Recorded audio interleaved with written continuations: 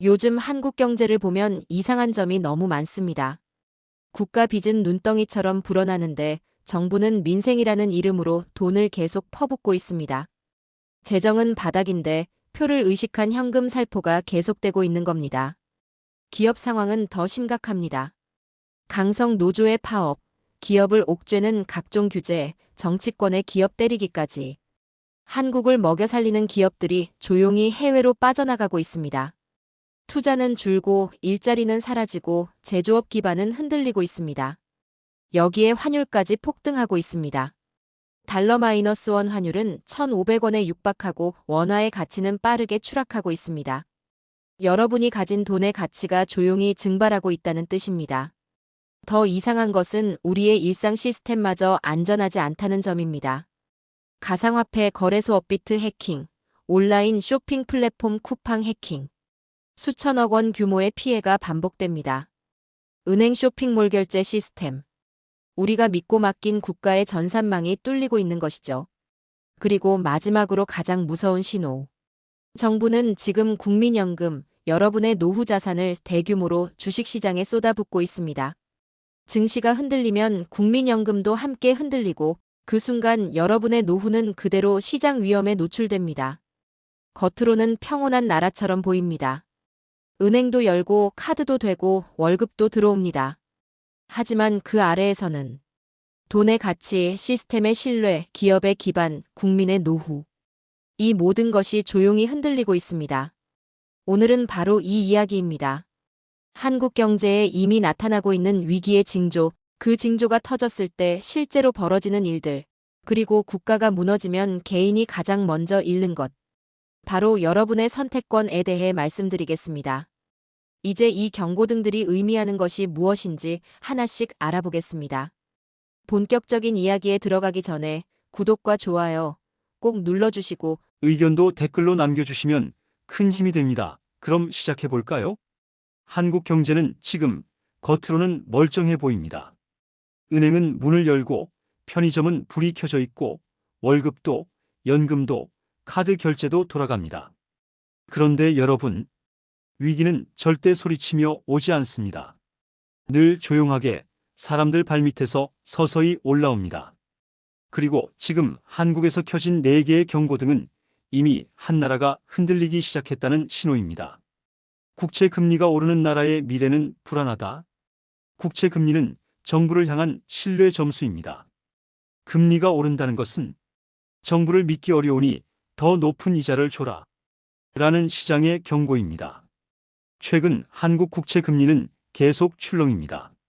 세수는 부족하고 재정은 바닥나고 나라 빚은 이미 1,100조를 넘었습니다. 정부는 말합니다. 아직 괜찮다, 감당 가능한 수준이다. 하지만 시장은 말이 다릅니다. 돈을 빌려주는 사람들은 이미 위험을 느끼고 있습니다. 국가의 신용이 흔들리기 시작하면 그 여파는 꼭 국민에게 돌아옵니다. 더 높은 세금, 줄어드는 복지, 그리고 올라가는 금리와 대출이자. 국채 금리 상승은 나라 삐걱거림의 첫 번째 신호입니다.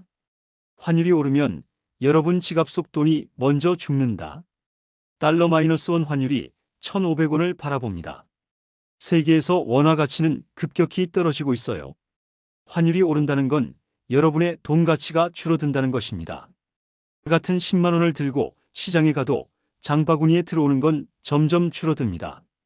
한국은 에너지, 식량 대부분을 수입합니다. 환율이 오르면 전기요금, 휘발유, 밀가루, 가스, 식재료 모든 게 올라갑니다.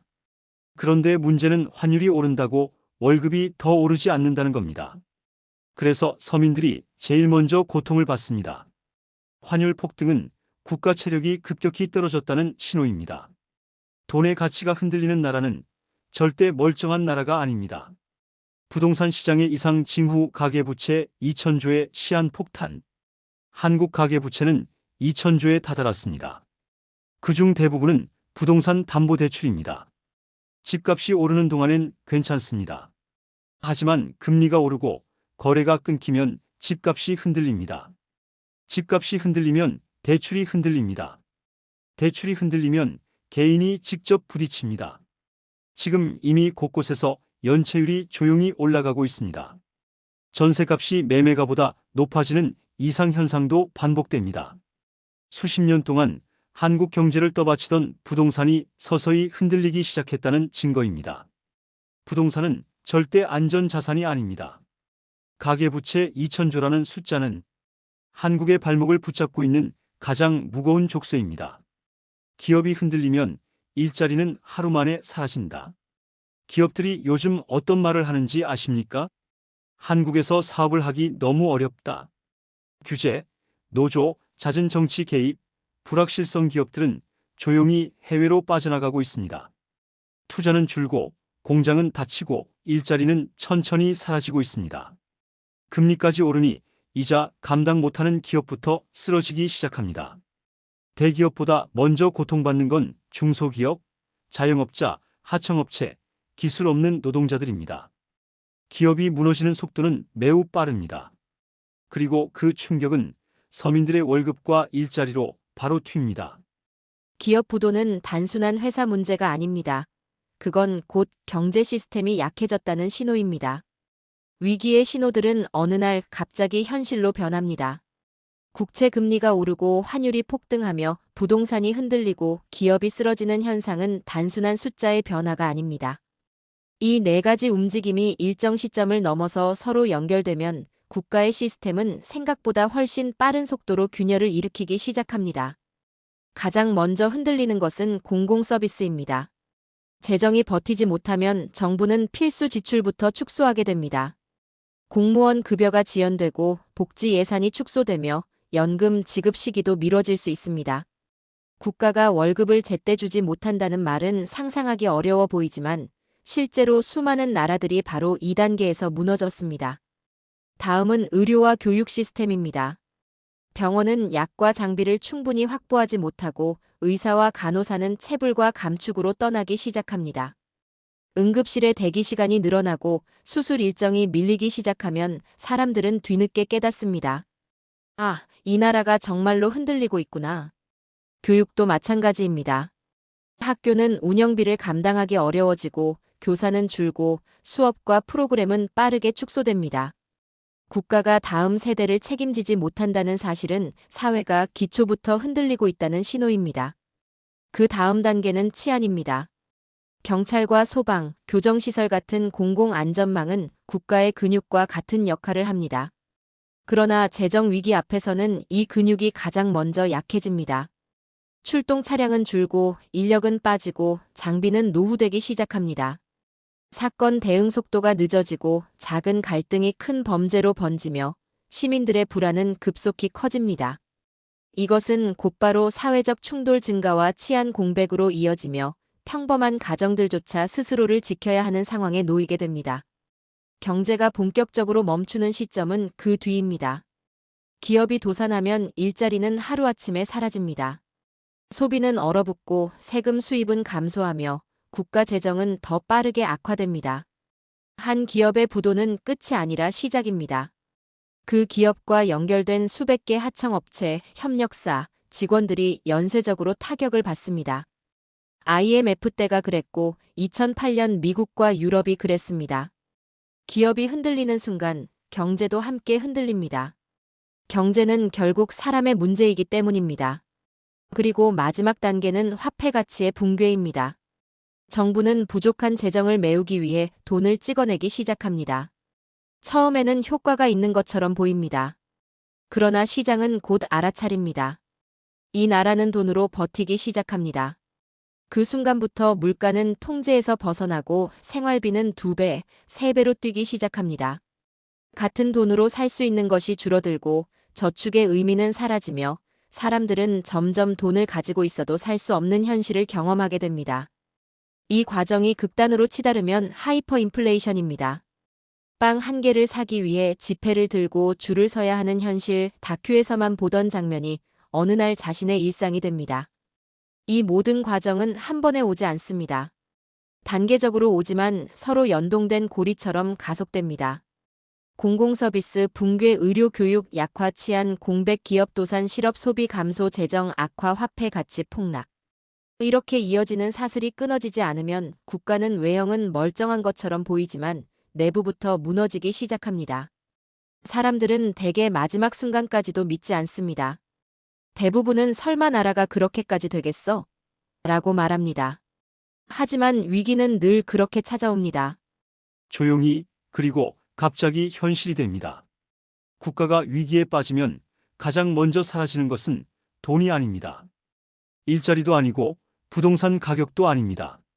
국가 붕괴의 진짜 본질은 훨씬 더 조용하고 치명적입니다. 바로 개인이 자신의 삶을 선택할 수 있는 선택권입니다. 평소에는 너무 당연하게 느끼기 때문에 그 가치를 실감하지 못하지만 위기 속에서는 이 선택권이 가장 먼저 사라집니다. 첫 번째 선택권 상실은 구매의 자유입니다. 화폐 가치가 떨어지면 가지고 있는 돈의 겉모습과 총액이 중요한 것이 아닙니다. 같은 돈으로 살 수 있는 것이 급격히 줄어들기 때문입니다. 장바구니는 가벼워지고 필수품 가격은 계속 오르며 월급은 그대로입니다. 사람들은 먹고 싶은 음식을 고를 수 없고 필요한 물건을 제때 살 수 없으며 치료받고 싶어도 비용 때문에 뒤로 미루게 됩니다. 돈이 있다는 사실보다 돈으로 할 수 있는 일이 줄어든다는 사실이 훨씬 무섭습니다. 이것이 선택권의 첫 번째 붕괴입니다. 두 번째는 일자리 선택권입니다.